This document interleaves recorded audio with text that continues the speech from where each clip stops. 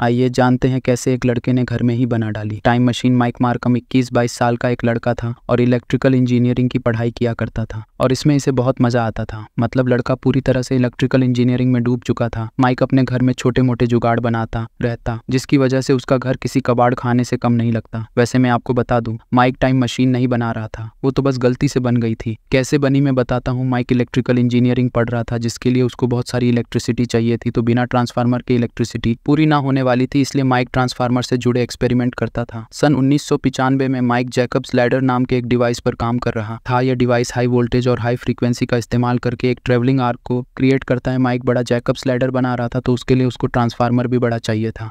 तो माइक खुद से ट्रांसफार्मर बनाने का निर्णय लेता है। आपको तो पता है माइक एक इलेक्ट्रिकल इंजीनियर है, तो उसके लिए ट्रांसफार्मर बनाने में कोई दिक्कत ना आने वाली थी। दूसरे शब्दों में कहूँ तो माइक ट्रांसफार्मर बना लेता है। अब माइक सारा सेटअप कर लेता है और जब Jacobs ladder device travelling arc को बना रहा था, तब माइक को एक हीट मार्क दिखाई देता है, जिसे हम पोर्टल भी बोल सकते हैं। ये हीट मार्क जो सर्कुलर शेप का था, जैसे ही माइक उसको देखता है तो वो उस हीट मार्क वाली जगह पर एक मेटल स्क्रू रख देता है और पूरे प्रोसेस को फिर से रिपीट करता है। और जैसे ही ये सारा प्रोसेस स्टार्ट होता है तो मेटल स्क्रू अपनी जगह से गायब हो जाता है, मतलब छूमंतर हो जाता है, और कुछ ही पल के बाद वो स्क्रू अपनी जगह से कुछ फीट दूर मिलता है। मतलब उस स्क्रू ने टाइम ट्रैवल किया, ऐसा माइक मान लेता है। अब यह देखकर माइक के मन में टाइम मशीन बनाने की इच्छा जाग जाती है, जिससे वो फ्यूचर में जा सके। इसलिए माइक को अब एक बड़े जैकब्स लैडर की जरूरत थी। आपको बता दूं, माइक ने जो जैकब्स लैडर बनाया था वो 8 फीट का था। अब माइक टाइम ट्रैवल करना चाहता था, इसलिए वो अब बड़ा जैकब्स लैडर बनाएगा जिसकी हाइट 18 फीट होगी। अब बड़ा जैकब्स लैडर बनाने के लिए बहुत मात्रा में इलेक्ट्रिसिटी भी चाहिए थी। माइक ये सोच ही रहा था वो इतनी ज़्यादा इलेक्ट्रिसिटी का जुगाड़ कैसे करे। तभी उसको याद आता है कि घर के पास में ही एक पावर स्टेशन है, वहाँ बहुत सारे ट्रांसफार्मर ऐसे ही पड़े हुए जंग खा रहे हैं। माइक अपने दोस्तों के साथ पावर स्टेशन जाता है और वहाँ से ट्रांसफार्मर चुरा लेता, और वो 1-2 नहीं बल्कि 8 से 10 ट्रांसफार्मर वहाँ से चुराता है और बाकी चीज़ों का जुगाड़ हो जाने के बाद मशीन बना लेता है।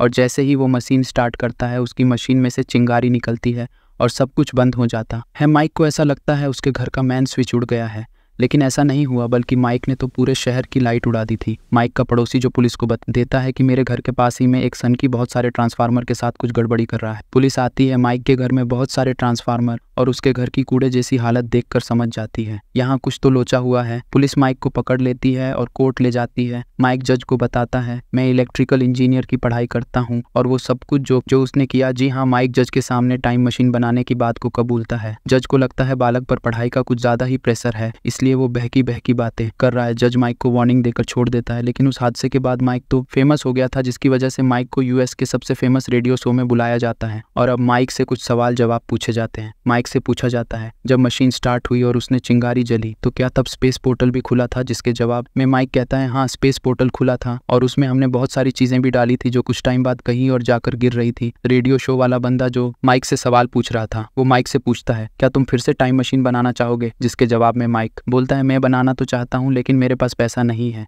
जिस शो में माइक का इंटरव्यू लिया जा रहा था, इसका नाम था Coast to Coast Art Bell, और ये बहुत ही ज़्यादा फेमस शो था जिसे लाखों लोग देखा करते थे। जिन्होंने माइक का ये इंटरव्यू देखा, उनमें से कुछ लोग माइक को फंड देने के लिए राजी हो जाते हैं। कोई माइक को पैसा देता, कोई ट्रांसफार्मर, तो कोई अपनी ज़मीन दे देता, और माइक को वो बाकी सब चीज़ मिल रही थी जिन जिन चीज़ों की माइक को ज़रूरत थी मशीन बनाने के लिए। अब जब माइक को सब कुछ मिल जाता है तो वो अपनी मशीन बनाकर रेडी कर लेता है और उन सभी के सामने मशीन चलाने का फैसला लेता है। जिन्होंने उसको फंडिंग दी, कॉस्ट टू कॉस्ट के host mister Art Bell, Mike को वार्निंग देते हैं कि इस पोर्टल में कूदने की गलती मत करना, लेकिन माइक यह गलती कर बैठता है। जैसे ही मशीन स्टार्ट होती है, माइक चूहों पर एक्सपेरिमेंट करने के बाद उस पोर्टल में कूद जाता है और माइक की इसी हरकत या बेवकूफ़ी की वजह से उसको एक नया नाम मिल जाता है, द मैडमैन माइक। जैसे ही माइक उस पोर्टल में कूदता है तो वो गायब हो जाता है। अब सब सोच में पड़ जाते हैं, माइक गया तो गया कहाँ, लेकिन माइक का तो वहाँ से वजूद ही मिट गया था। लेकिन अब माइक की आंखें खुलती है और वो खुद को उस जगह से जहाँ उसने एक्सपेरिमेंट किया था, वहाँ से लगभग 1000 से 1200 किलोमीटर दूर पाता है। वो लोगों से पूछताछ करता है और जैसे हो वो लोगों से डेट पूछता है, उसके पैरों से जमीन खिसक जाती है क्योंकि वो पूरे 2 साल आगे फ्यूचर में पहुंच जाता है। अब माइक अपने घर जाता है और देखता है वहाँ अब कोई और रह रहा है। माइक अब उस जगह जाता है जहाँ उसने एक्सपेरिमेंट किया था, लेकिन वहाँ भी कुछ नहीं होता।